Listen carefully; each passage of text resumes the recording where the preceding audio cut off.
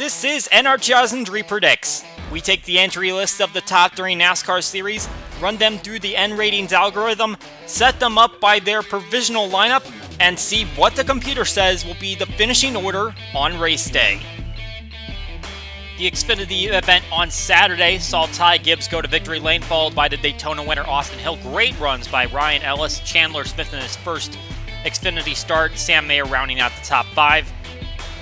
28 cars finishing on the lead lap. Riley Herbst the last one. All those lead lap cars finishing within 12 seconds of each other. Issues for Jeffrey Earnhardt as he finishes one lap down, and Noah Gragson, mechanical issue on his car, he finishes 36th. Now we head on to the Cup event. Toyota's on the front row. Christopher Bell, Martin Truex Jr. showing some speed in qualifying. Green flag out at Talladega.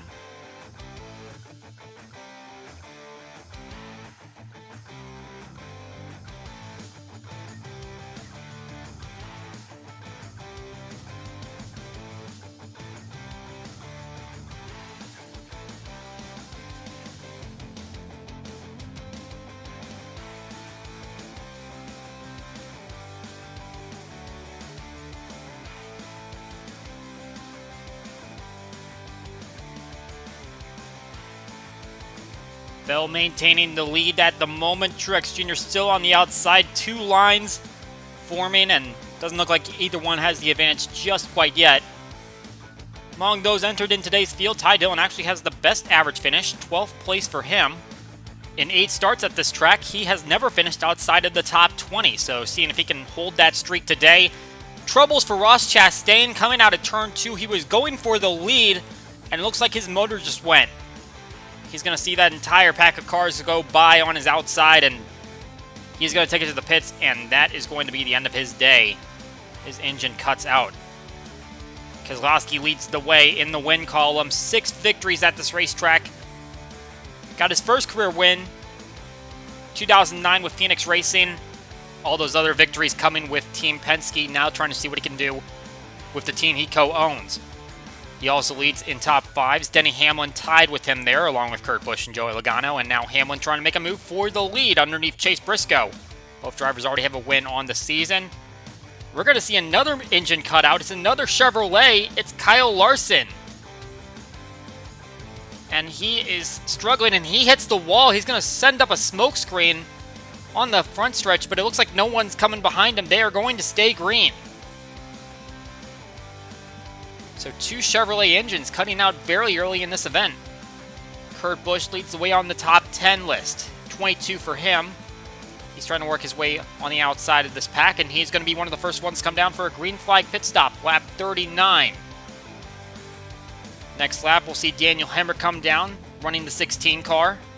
And it looks like he'll be able to hang on to the lead. This is his 4th race in the 16 car, 12th at Daytona, season high 9th at Auto Club. You can see there's a separation of packs. 2 different groups running on the racetrack now after those green flag pit stops. Joey Logano has led the most laps around this circuit. He ranks 2nd in the wins column behind Keselowski. Trying to make a move to the outside of Ricky Stenhouse Jr., who is also pretty established on superspeedways. More trouble, except this time it's a Ford engine that goes up in smoke. That is Harrison Burton. He was not with that lead group. He was further back in the field, having some troubles, and now he is going to drop out of the race. How about this move by David Reagan? Coming to the end of the stage, he's going to make a move on Austin Cindric, and he is going to take the stage victory. And that will essentially steal away a playoff point from the rest of the field, since Reagan's not running for the playoffs. Cindric, McDowell, Keselowski, Truex Jr. making up the top 5. Stenhouse Jr. gets the last stage point. And as we head into the second stage, pit stops underneath the caution. Keselowski was able to take the lead away on the pit stop. Kyle Busch grabbed the victory at Bristol Dirt last week after a contact between Tyler Reddick and Chase Briscoe, and Busch was just barely able to get around the 8 car, who was able to recover and still finished in 2nd place. Last time we were here, Bubba Wallace won a rain-shortened event, his first victory in the Cup Series, and now he's running pretty solid. He's up in the 2nd position, trying to see if he can make it a 2nd victory here at this racetrack. And in this race last year, Keselowski got the victory. William Byron was 2nd, but at the moment, you can see him running with the pack, but he's actually going a lap down during that first stint, the first stage. He is having some issues at the moment. Green flag pit stops happening right here, and there's trouble further back in the field. Truex Jr., Austin Dillon, Cole Custer. I believe it was originally BJ McLeod getting into the back of the 55 car. JJ Yaley got in really hot, and that triggered a chain reaction. Todd Gilliland was also involved. Looks like we're going to have 5 drivers drop out in that accident. Eric Jones has also fallen out from a different incident. Looks like he might have had mechanical issues. Tyler Reddick, after the green flag pit stops, is now taking over the lead.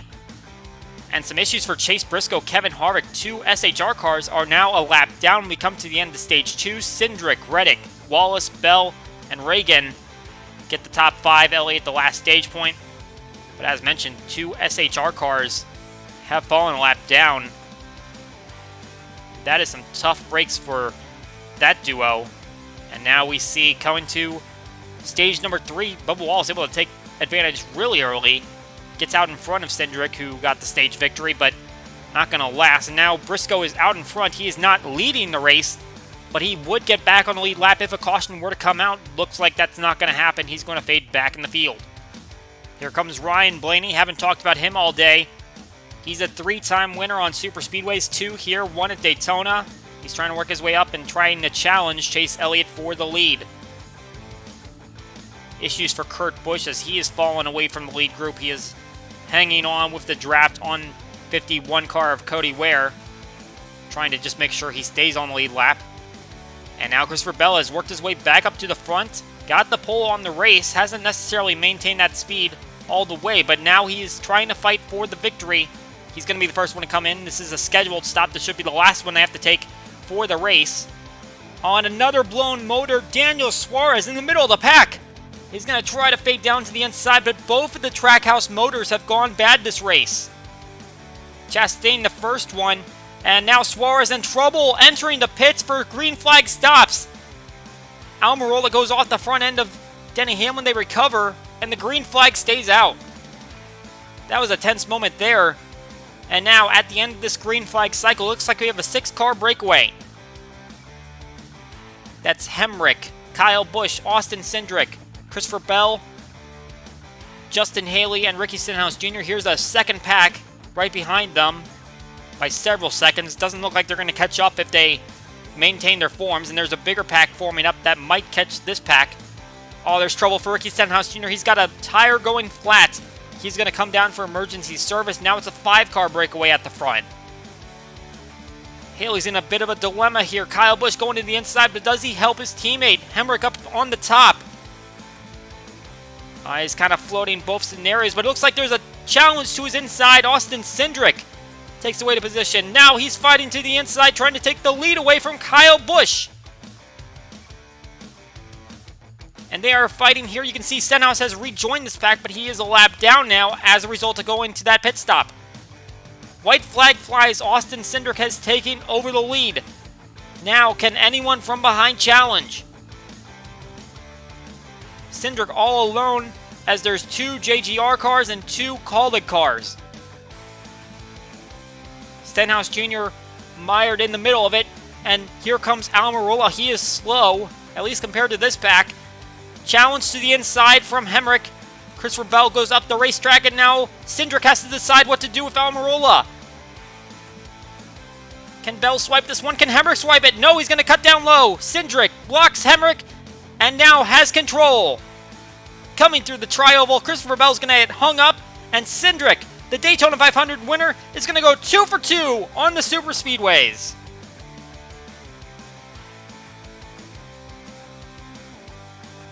Intense battle that wasn't quite the huge pack we were expecting, and really wasn't a lot of big accidents, just a couple of minor ones. Obviously a bit of a squeeze at the front end of pit lane. Caught a couple of cars out of the race, but Cindric will take the victory, followed by Hemrick, Kyle Busch, Justin Haley, and Christopher Bell. David Reagan fights his way up to 6th place. Nice way to back up your Daytona 500 finish. Keselowski, the last car inside the top 10. Alex Bowman, the first one outside of it. Kurt Busch, who had lost that draft, still ends up in 12th place. Respectable. Ty Dillon, the last car on the lead lap, believe he had some damage that he was battling, and Ricky Stenhouse Jr., after a cut tire, forced him to pit lane late. He will be the first car off the lead lap.